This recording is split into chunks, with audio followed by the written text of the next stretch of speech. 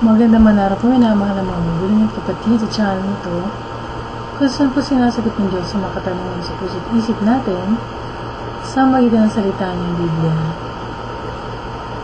So ngayon po, pag-usapan po natin tungkol po sa ekonomiya, sa relasyon po ng mga manggagawa at mga namumuhunan po. Ang pamagat po natin paksa ngayon, anong sinasabi ng Biblia tungkol sa kapitalismo? Isa pong sistema ng pag-ekonomiya ang kapitalismo kung saan ang isang pribadong individual o korporasyon ay pwedeng magmay-ari ng mga kalakal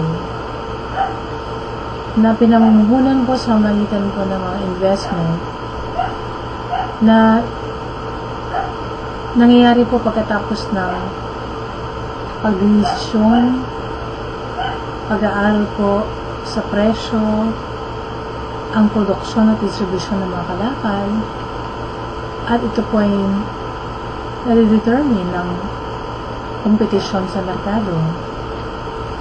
Hindi po namabanggit ang salitang kapitalismo po sa Biblia, pero marami pong sinasabi nito tungkol sa mga issue na pang-ekonomiya. Malaking bahagi po ng kawikaan at marami po sa mga talinhaga ni Kristo ang nagdideal po sa mga bagay na pang-ekonomiya, tulad po ng marami sinasabi ng Biblia tungkol sa kayamanan at kung paano po pamamahalaan ng isang Kristiyano ang yaman po niya. Pinigyan din po tayo ng Diyos ng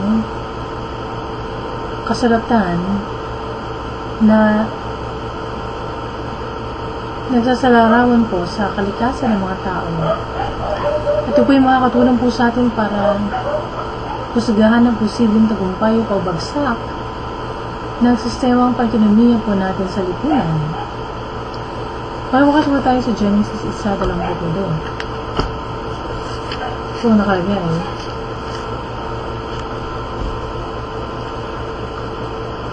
At dinasbasan niya sila, sinabi niya, magpakarami kayo para mangalat ang mga lahi ninyo at mamahala sa buong mundo at pamahalaan ninyo ang lahat ng hayop. So, sinasabihan po tayo na pamahalaan natin po ang sanlibutan. Nagyan po tayo ng Diyos ng malayang pagpili at mga karapatan sa mga alien po natin. Ikalayan din po tayo na makipagpalitan sa malayang pamilihan ng mga kalakal at serbisyo. Pero dahil po sa kasalanan, marami pong parte ng mundo ang nagkukulang at nawawasak. Binigyan po tayo ng dominio ng Diyos sa kanyang lilikha. Kailangan maging mabuting tagapamahala po tayo ng lahat ng resources na hawak po natin.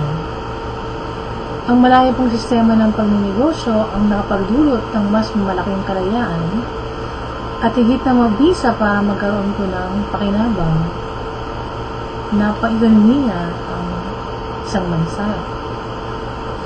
Ang mga namumuhunan po na ganding palaan sa sistema po ng kapitalismo. Nakabase po ang pagkakaroon ng pribadong ari-arian po sa pagkalikha po sa atin sa wangis ng Diyos. Pwede po tayong magpasya gamitin ang malayang pagpili po natin para may magpalitan ng kalakal at serbisyo sa merkado. Kaya lang po, ang pagnanais na magkaroon ng ari-arian na pribado ay kung minsan bunga ng pagiging makasalanan ng tao. Ganun din naman dahil po sa likas po ng pagiging makasalanan po ng tao. Nagiging tamad tayo, pabaya, at kulang ng pagpupursigin po. So, makakatamo po tayo ng hustisya na pag-ekonomiya kung ang bawat isa po sa atin gagawin ang trabaho natin na may pananagutan. So, kapag po panahon ng Mayo, mga Labor Day, ganyan, Marami po mga nagrarally doon, mga labang sa kapitalismo, ayaw nila sa mga kapitalista, mga manggagawa po, ini-air yung kanilang mga hinainin po na hindi po sila binibigyan ng tamang compensation o sila po ay dinadaya po o inaapi. So, meron din po pong ibang dapat ma-address po sa kapitalismo gaya ng utilitarianism na ang sinasabi mas mainam po ang kagamit-gamit, po, mas pakipanghabang po ito. At ang iba pa pong kritisismo laban sa kapitalismo, ang pagkakaroon po ng mga monopoly at produkto po ng polusyon. So, pero kung matalino pong makokontrol po ang kapitalismo, pagkakaroon po ng kasaganaan, kalayaan na pang-ekonomiya ang lahat po ng mga tao. Diba? Isa po sa mga hindi magandang dulot ng pamumuhunan na po o hanap buhay ng mga kapitalista ay ang kasakiman po o greed po sa pagkagahaman. Nakalagay po sa Jeremias 17, basahin po natin. Papakas po kayo sa Bible. No, ito po nakalagay dito, sabi, ang puso ng tao ay mandaraya at lubos na masama. Sino nakakaalam kung gaano ito kasama? So, maganda po ang kapitalismo po kumpara po sa lahat ng mga ideolohiya kagaya ng sosyalismo, komunismo. Kasi sa komunismo at ibang mga ideolohiya, wala pong kalayaan po. Walang kalayaan na umasenso ang isang tao na mayroong pagsisikap o mayroong kasipagan po. Pero sa kapitalismo po, kapag ikaw po ay umani po, dahil sa tinanim mong pagpapagal, gaganti pala ang kao, ikaw rin makikinabang. Tama po? Kaya lang po, ang kailangan po ng mga tao po na kasama o nakikinabang po sa kapitalism, kagaya ng mga manggagawa o mga may-ari ng isang negosyo o mga negosyante, ang kailangan po sa sistema po ng kapitalismo ay mabago po ang puso ng mga tao. Ano? Mga tao makasalanan sa magitan ng kapangyarihan po ng magandang balita na ating Panginoon, tungkol sa ating Panginoon Jesus. So, yun po ang problema po sa kapitalismo. Ang mga tao pong nasa likod ng kapitalismo, mga employer at mga manggagawa, kailangan pong magbago ang puso para maging maayos ang sistema, para merong justisya, mabibigay yung tama sa mga manggagawa. Po, at yung mga employer naman, hindi po sila madadayo ng mga manggagawa na nag-uubos lang ng oras, ano po, o tawag doon, killing me softly, ano po. Yung oras, kinakain lang nila, tinitingnan lang kung uwian na, ano po, at wala namang ginagawa sa trabaho. So, kung ngayon lang po kayo nakapakinig po ng ganitong klase mga programa po, no? Panahon na po para magsisi po tayong lahat, tayo po na nabubuhay sa mundo na to, na naghahanap buhay tayo. Marami po tayong nagawa po na hindi kaya-aya sa harapan ng Diyos. Kung tayo po yung negosyante o kaya namumuhunan, o may-ari ng isang negosyo, o kaya tayo ay manggagawa, o trabahador. Marami po tayong pagkakasalanan po sa buhay natin, hindi lang sa trabaho, kundi sa personal natin na pamumuhay, sa mga relasyon po natin, sa kapwa natin. Magsisi po tayo, talikuran na natin ating mga kasalanan, at tanggapin po natin ang kaligtasan na ino-offer ng Diyos sa atin sa magitan ng kanyang bugtong anak. Hindi po natin kanitin sa sarili natin sa magitan ng pagiging miyembro ng isang sekta na relihiyon. Hindi tayo maliligtas po sa magitan ng sarili natin pagsusumikap. Ano po? Pagiging mabuting miyembro natin ng isang samahan. O kahit sabihin pa natin na hindi tayo bumapatay ng tao, wala tayong inaagaw-gabyado sa mundo. Lahat po tayo pinanganak ng kasalanan. At kailangan po natin si Kristo Jesus sa ating buhay bilang tagapagligtas at Panginoon. Kaya ngayon po, in-invite ko po kayo na tumulog po tayo sa Diyos. Magsisi po tayo, sabihin talikuran ang makasalanan natin at tanggapin ng Panginoon si Kristo. Ilagak sa Kanya ang pananalig po natin na yung ginawa niya sa krus po ang tanging remedyo sa ating mga kasalanan. Para tayo makaiwas po sa kaparusahan ng kasalanan sa naglalagablabo na apoy ng impyerno. Yung po ibig sabihin ng kaligtasan, niligtas po tayo ng Diyos sa walang hanggang kapanghamakan sa impyerno po.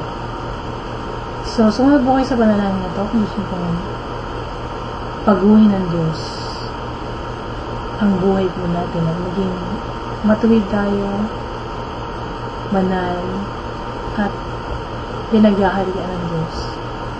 So, makisunod po kayo sa panalangin na ito, Lord God. Maraming salamat, Panginoon, sa salita niyo na narinig ko. Inamin ko po na ako yung makasalanan at hindi ko kaya ligtas po ang sarili ko.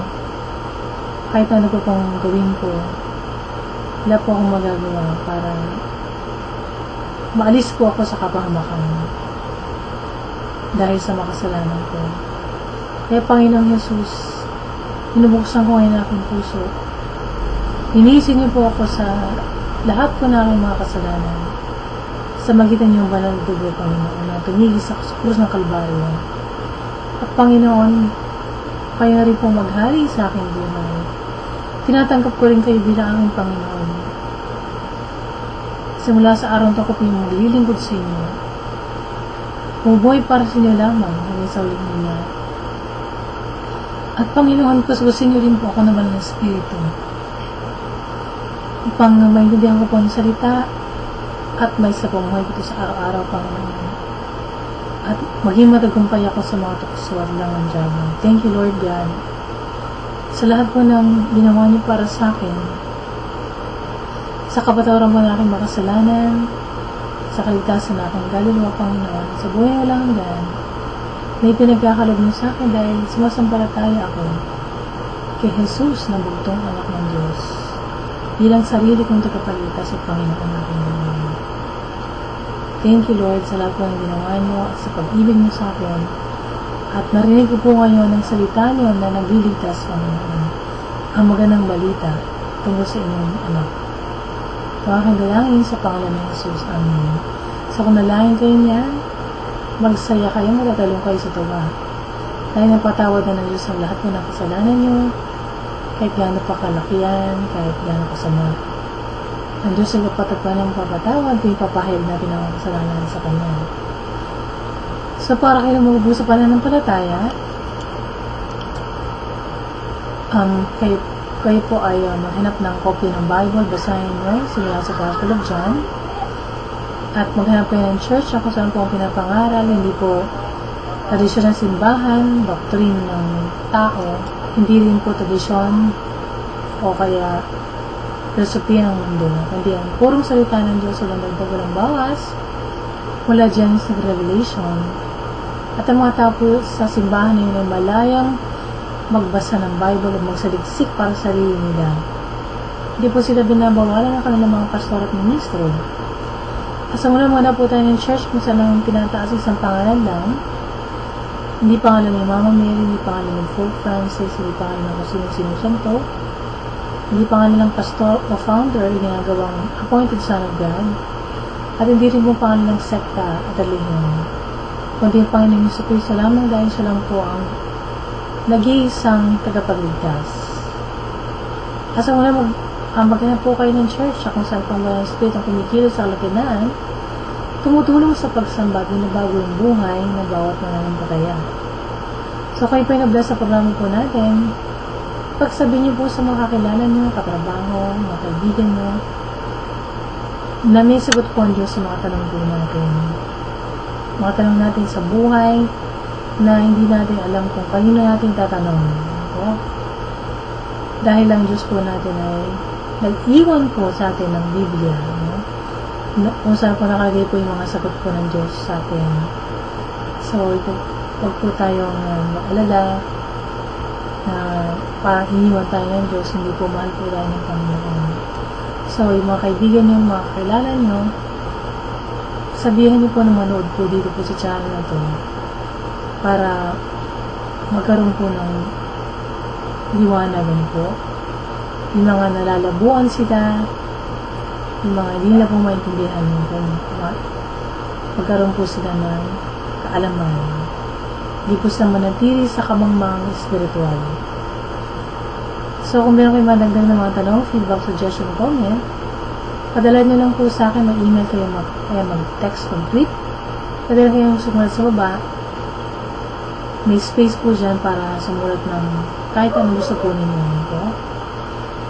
Okay, so, kung kayo naman po ipinihipon ng Panginoon na tumulong sa ministry na to, pakiisa sa pagliligtas po ng mga kaluluwa ng mga kababayan po natin, at magpatuloy po ang gawain po ng pagpapalagana ng mabuting balita ng kaligtasan. Welcome po yung tulong na panalangin at tulong na pinansyal. So, hanggang susunod po na pagkita po natin dito po sa YouTube. Sa Diyos po lahat ng papuri at pagpanahin kayo ng ating mahal na Panginoon.